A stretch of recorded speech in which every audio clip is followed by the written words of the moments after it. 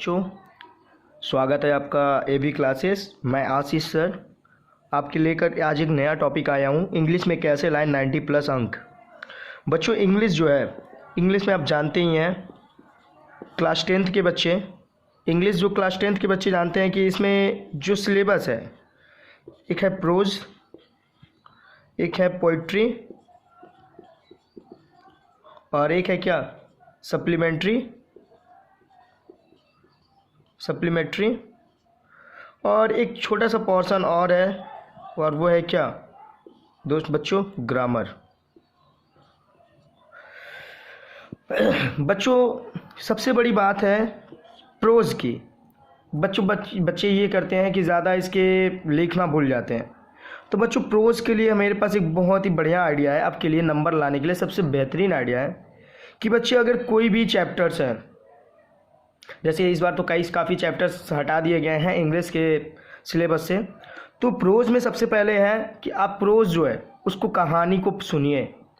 बच्चों, आप उस एक चैप्टर्स को गूगल पे डालिए, उस गूगल पे उस चैप्टर्स की हिंदी आप पढ़िए, कहानी पढ़ लीजिए, आपको पता चल जाएगा हाँ ये कहानियाँ हैं, ऐसा हो रहा है। बच्चों, ज़्यादातर कभी भी क्वेश्चन पूछेगा तो पूछेगा, मान लीजिए क्या कि ये कैसे हुआ, इस मतलब ये काम करने वाला मतलब शख्स है कौन और क्यों किया। ठीक, तो प्रोज के लिए आप सबसे पहली चीज़ है क्या करिए, आप स्टोरी जो होता है, स्टोरी को हिंदी में सुनिए। दूसरी चीज़, इसको सुनने के बाद, एनालिसिस करने के बाद इसको बच्चों, आप लोग सोशल मीडिया का यूज़ करते हैं, उसमें इंग्लिश में आप लिख लेते हैं, मुझे पता है कि आपके लिए कोई दिक्कत नहीं होगा।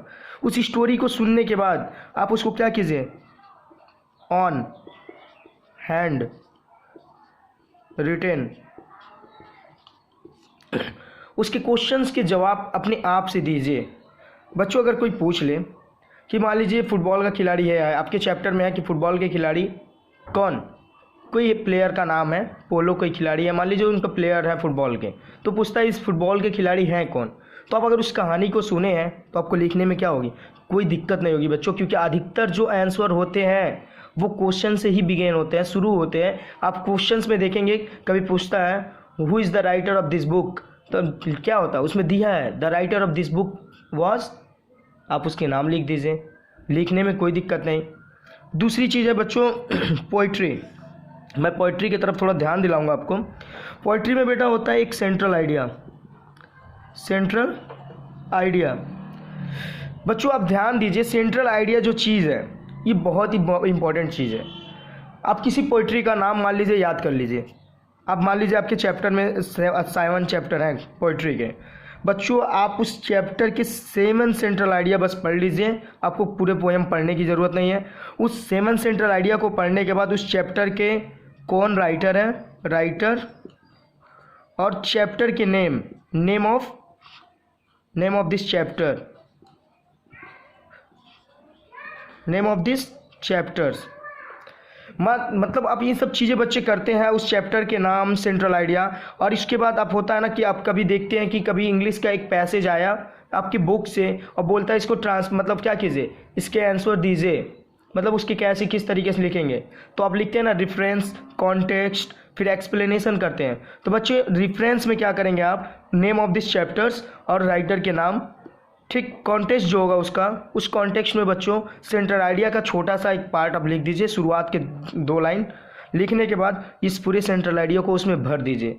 ये मेरी गारंटी है बच्चों, अगर आपके नंबर कम होते हैं तो अब आप कहिएगा सर आप ये भी क्लासेस में बहुत ही गलत पढ़ा रहे हैं। अब बच्चों, आपको लिए इंग्लिश में कोई प्रॉब्लम नहीं होगी, बस मेरी एक बात होकर ध्यान दीजिएगा। रही बात बच्चों सप्लीमेंट्री की, मैं आपको प्रोज की भी बताया हूँ, तो उसी तरह है सप्लीमेंट्री, एक शॉर्ट स्टोरी होती है। आप उस शॉर्ट स्टोरी को हिंदी में, जैसे प्रोज को सुने हैं, उसकी भी क्या कीजिए, उसको हिंदी स्टोरी सुनिए, हिंदी स्टोरी जब बच्चों आप सुनेंगे तो आपके लिए सबसे बेहतरीन ये होगा कि उसको लिखने में, अभी बार बार मैं यही कह रहा हूँ कि आपको लिखने में क्या होगा, बहुत ही आसानी होगी। ठीक, कोई दिक्कत नहीं। बच्चों, अब आते हैं पोर्शन ग्रामर की, जो सबसे इम्पोर्टेंट पोर्शन है। बच्चों, आप कभी भी, मैं कहूँगा एंटोनिम्स, सिनोनिम्स जो होता है, एंटोनिम्स और जो सिनोनिम्स होता है, इसको पहली बात आप छोड़ दीजिए, क्योंकि आपके चैप्टर्स बहुत बड़े हैं एंटोनिम सिनोनिम्स कहीं से भी दे सकता है जो आपको कभी पता नहीं होगा। बच्चों ये आप मेरी बातों को ध्यान रखिए, एकदम दिमाग में बैठा लीजिए कि एंटोनिम्स जो है, सिनोनिम्स, आप इस चीज़ों के या वन वर्ड सब्स्टिट्यूशन इसको छोड़ दीजिए। आप इसके चक्कर में मत पड़िए, वो हो सकता है अब ना आए आपको। लेकिन बच्चों एक ऐसा पोर्शन है, मान लीजिए क्या, एक हो गया आपका स्टोरी राइटिंग, उस स्टोरी राइटिंग नहीं, लेटर राइटिंग है, लेटर राइटिंग है। आपको पता है कि लेटर फॉर्मल इनफॉर्मल लेटर होते हैं, ठीक। उस फॉर्मल इनफॉर्मल लेटर को आप पढ़िए, आप उसको पढ़ के आप लिख सकते हैं क्योंकि वो कंफर्म है आपके बुक से आने हैं। दूसरा चीज़ है पैसेज। बच्चों पैसेज को आप बहुत ध्यान से पढ़िए, पैसेज का जो आंसर होता है ना वो पैसेज के अंदर ही छिपा रहता है, ठीक। ये बच्चों आपके लिए सबसे बेहतरीन चीज़ है। और फिर उसके बाद आपको सबसे ज़्यादा कुछ नहीं करना है, जो टेंस है, टेंस के आपको जितने भी हैं काइंड्स, मैं उसके लिए एक वीडियो ज़रूर लेकर आऊँगा। लेकिन टेंस के जो काइंड है बच्चों, उस टेंस में आप क्या कीजिए, उस टेंस के उस काइंड्स को पढ़िए। उसके केवल जो फॉर्मूला है, जो होता है ना कि अगर किसी भी होता है आप present indefinite tense, past indefinite tense, उसके जो फार्मूला है उसको देखिए, उसको पढ़िए। और चौथा जो सबसे बड़ी बात है इसमें, ठीक, वो होता है parts of speech. Parts of speech बच्चों, पार्ट्स ऑफ स्पीच में जैसे नाउन हो गया, प्रोनाउन हो गया, एडजेक्टिव हो गया, प्रीपोजिशन हो गया, इन सब चीज़ों को आप क्या कीजिए, केवल एक बार पढ़ के आप इसको देखिए, क्योंकि आप इसके यूज़ को अच्छे तरीके से नहीं जान सकते जब तक आप इसको डीपली पढ़ेंगे नहीं। तो बेटा आज के लिए बस इतना ही वीडियो है, और आगे आपके लिए बहुत ही धमाकेदार वीडियो मैं लेकर आने वाला हूँ कि किस तरीके से सोशल स्टडी में आप नंबर पा सकते हैं, ठीक है, सामाजिक विज्ञान में। और आज के लिए सबसे बेहतर वो यही होगा, मैंने आपको जो बताया है बच्चा, आप बस कुछ नहीं, 1 घंटे केवल आप इंग्लिश को दीजिए। ये मेरी गारंटी है बच्चों कि आपको कोई भी 90+ मार्क्स लाने से कोई रोक नहीं सकता है। बस इतना याद रखिए बच्चों कि मैंने जो बताया है इन सब चीज़ों को बहुत ध्यान से रखिएगा, ठीक। आज के लिए बस इतना ही, धन्यवाद, गुड नाइट, बाय बाय।